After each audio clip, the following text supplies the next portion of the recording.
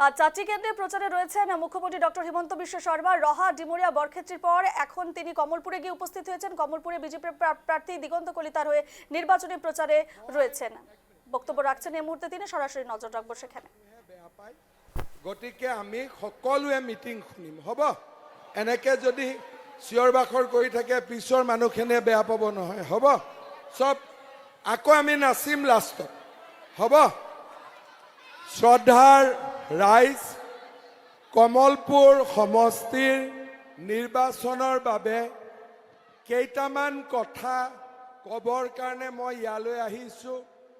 ৰাইজক অনুৰোধ কৰিম সকলোৱে যাতে মোক কেইটামান মনৰ কথা ক'বৰ বাবে আপোনালোকে সুযোগ দিয়ে। প্ৰথমতে আজিৰ এই বিশাল সভাত উপস্থিত কমলপুৰ সমষ্টিৰ ৰাইজলৈ মোৰ শ্ৰদ্ধা আৰু ভক্তি মই নিবেদন কৰিছোঁ।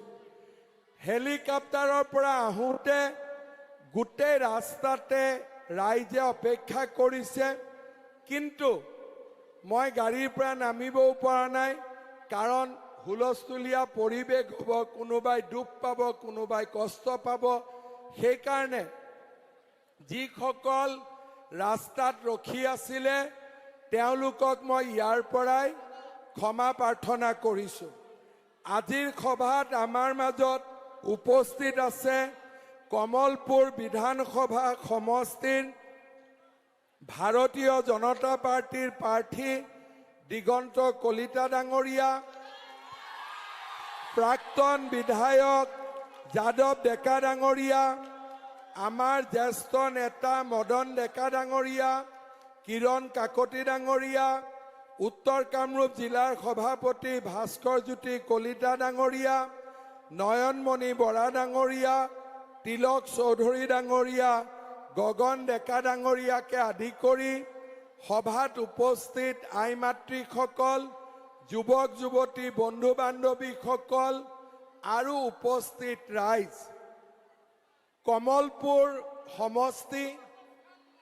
কমলপুৰ সমষ্টি নতুনকৈ গঠিত হৈছে আৰু নতুনকৈ গঠন হোৱা কমলপুৰ সমষ্টিত এইবাৰ প্ৰথমবাৰৰ বাবে বিধানসভা নিৰ্বাচন অনুষ্ঠিত হ'ব। পুৰণি কমলপুৰ সমষ্টিৰ লগতে যোৱা 25 বছৰ ধৰি মই ৰাজনীতি কৰা, মোৰ কৰ্মভূমি মান্দাকাটা, বেজেৰা, আগদলা, ধোপাতৰি, ৰুদ্ৰেশ্বৰ আৰু আমাৰ শৰাইঘাট পঞ্চায়ততো এইবাৰ কমলপুৰ সমষ্টিত অন্তৰ্ভুক্ত হৈছে। সদায় মই জালুকবাৰী সমষ্টিত ভোট খোজো। এই আটাইকেইটা পঞ্চায়তৰ ৰাইজে এদিনো ইলেকশ্যন কেম্পেইন নকৰাকৈ মোক যোৱা 25 বছৰে জিকাই আছিলে। আজি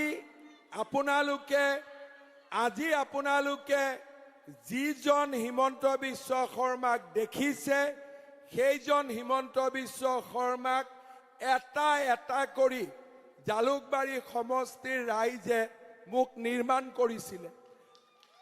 আৰু সেইবাবে মই পোনপ্ৰথমে আগদলা, বেজেৰা, মান্দাকাটা, শৰাইঘাট, ধোপাতৰি, ৰুদ্ৰেশ্বৰৰ ৰাইজক মই আকৌ এবাৰ কৃতজ্ঞতা জনাইছোঁ আৰু আপোনালোকক মই প্ৰতিশ্ৰুতি দিছোঁ, দিগন্তৰ লগত লগ লাগি আগতে যেনেকে মই জালুকবাৰী চাই আছিলোঁ তেনেকে মই চাই থাকিম।